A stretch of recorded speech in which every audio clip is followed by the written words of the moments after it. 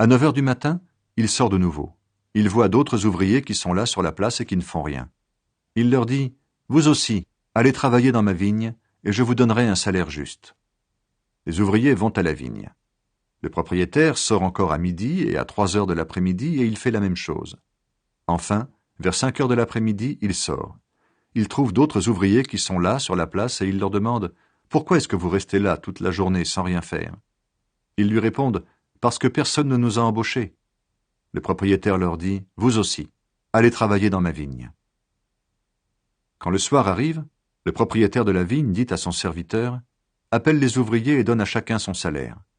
Commence par ceux que j'ai embauchés en dernier et finis par ceux que j'ai embauchés en premier. » Ceux qui ont travaillé à partir de 5 heures de l'après-midi arrivent et ils reçoivent chacun une pièce d'argent. Ceux qui ont travaillé les premiers arrivent à leur tour et ils pensent « Nous allons recevoir davantage. » Mais eux aussi reçoivent chacun une pièce d'argent. En la recevant, ils critiquent le propriétaire et ils disent « Ces ouvriers sont arrivés en dernier, ils ont travaillé pendant 1 heure seulement, et tu les as payés comme nous. Pourtant, nous avons supporté la fatigue toute la journée et nous avons travaillé sous le soleil. » Le propriétaire répond à l'un d'eux « Mon ami, je ne suis pas injuste avec toi. Tu étais bien d'accord avec moi pour recevoir une pièce d'argent pour la journée. Prends ton salaire et va-t'en. Je veux donner à cet ouvrier arrivé en dernier autant qu'à toi. J'ai le droit de faire ce que je veux avec mon argent, n'est-ce pas? Est-ce que tes pensées sont mauvaises parce que je suis bon? » Et Jésus ajoute, « Ainsi, les derniers seront les premiers, et les premiers seront les derniers. » Une troisième fois, Jésus annonce qu'il va mourir et se réveiller de la mort. Jésus monte à Jérusalem. Il prend les 12 apôtres à part et il leur dit, tout en marchant, « Écoutez, nous montons à Jérusalem. Le Fils de l'homme va être livré aux chefs des prêtres et aux maîtres de la loi. Ils vont le condamner à mort et le livrer à ceux qui ne connaissent pas Dieu. Ceux-ci vont se moquer de lui, ils le frapperont à coups de fouet. Puis ils vont le clouer sur une croix, et le 3e jour, il se réveillera de la mort. » La demande de la mère de Jacques et Jean. Alors la mère des fils de Zébédée s'approche de Jésus avec ses fils. Elle se met à genoux devant lui pour lui demander quelque chose. Jésus lui dit, « Qu'est-ce que tu veux ?» Elle répond, « Voici mes 2 fils. Promets-moi qu'ils seront assis l'un à ta droite et l'autre à ta gauche quand tu seras roi. » Jésus dit, « Vous ne savez pas ce que vous demandez. Est-ce que vous pouvez boire la coupe de souffrance que je vais boire ?» Ils lui répondent, « Nous le pouvons. » Jésus leur dit, « Oui, vous boirez ma coupe, mais je ne peux pas décider qui sera assis à ma droite ou à ma gauche. C'est mon Père qui a préparé ces places pour certains. » Les 10 autres disciples entendent cela et ils se mettent en colère contre les 2 frères. Alors Jésus les appelle auprès de lui et il leur dit, « Vous le savez, les chefs des peuples les commandent comme des maîtres, et les gens importants font peser leur pouvoir sur les autres. Mais entre vous, cela ne doit pas se passer ainsi. Au contraire, si l'un de vous veut être important, il doit être votre serviteur. Et si l'un de vous veut être le premier, il doit être votre esclave.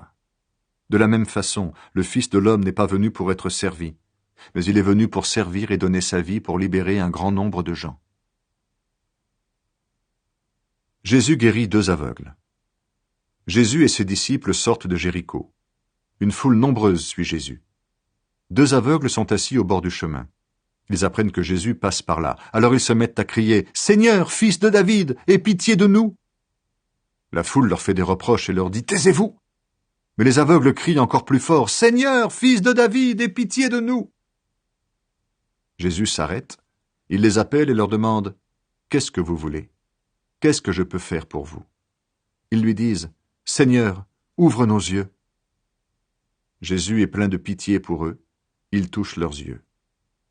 Aussitôt, les aveugles voient clair et ils suivent Jésus.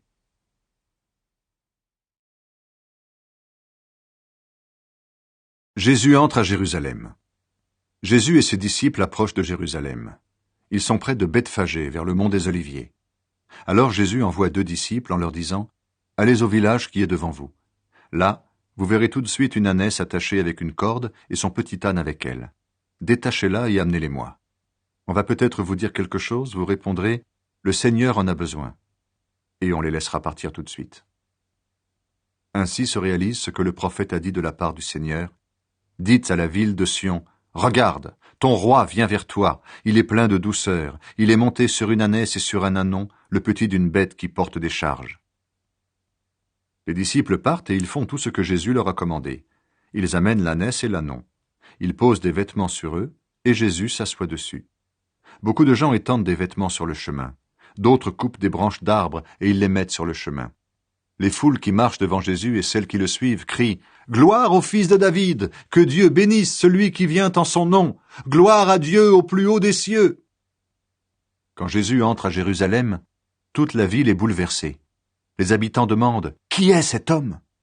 Les foules répondent « C'est le prophète Jésus, de la ville de Nazareth en Galilée. » Jésus dans le temple. Jésus entre dans le temple. Il chasse tous ceux qui vendent et achètent dans le temple. Il renverse les tables de ceux qui changent de l'argent et les chaises des marchands de colombes. Il leur dit, « Dans les livres saints, Dieu a dit, on appellera ma maison maison de prière, mais vous, vous en avez fait un abri pour les voleurs. »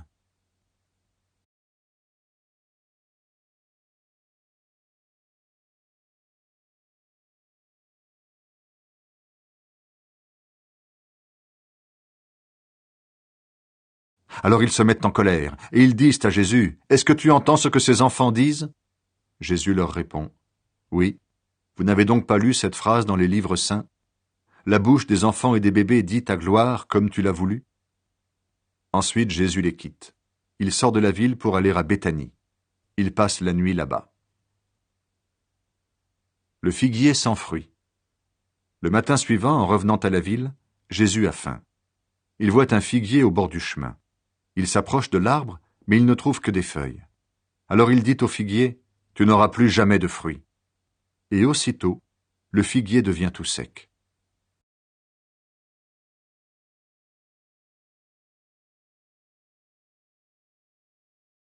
Jésus leur répond, « Je vous le dis, c'est la vérité.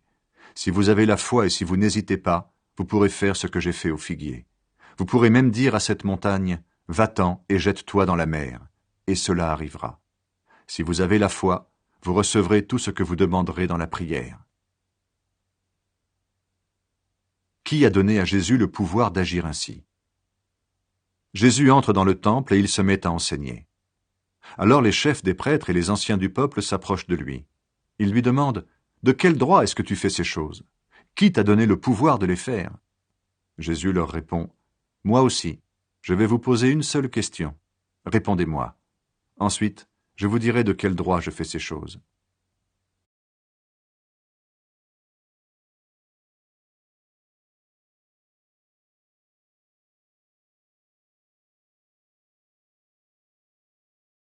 Mais si nous répondons « ce sont les hommes », alors attention à la foule. En effet, tout le monde pense que Jean était un prophète. C'est pourquoi ils répondent à Jésus « Nous ne savons pas. » Et Jésus leur dit « Moi non plus, je ne vous dis pas de quel droit je fais ces choses. » L'histoire des deux fils. Jésus dit encore « Qu'est-ce que vous pensez de cette histoire? Un homme a deux fils. Il dit au premier « Mon fils, va travailler aujourd'hui dans la vigne. » Le fils répond « Je ne veux pas. » Plus tard, il regrette sa réponse et il y va. Le père dit la même chose au deuxième fils. Le fils répond « Oui, père, j'y vais. » Mais il n'y va pas. Lequel des deux fils a fait la volonté du père? Les chefs religieux lui répondent « C'est le premier. » Jésus leur dit « Je vous le dis, c'est la vérité. Les employés des impôts et les prostituées entrent avant vous dans le royaume de Dieu. En effet, Jean-Baptiste est venu à vous en montrant le chemin juste, et vous ne lui avez pas fait confiance. Pourtant, les employés des impôts et les prostituées lui ont fait confiance. Vous avez bien vu cela, mais ensuite, vous n'avez pas changé votre cœur pour faire confiance à Jean. » Les vignerons méchants. Écoutez une autre histoire. Un propriétaire plante une vigne. Il l'entoure d'un mur, il creuse un trou pour le pressoir à raisin. Il construit une tour pour surveiller la vigne. Ensuite, il laisse la vigne à des vignerons et il part en voyage. Au moment où on récolte le raisin, il envoie ses serviteurs vers les vignerons pour aller chercher son raisin.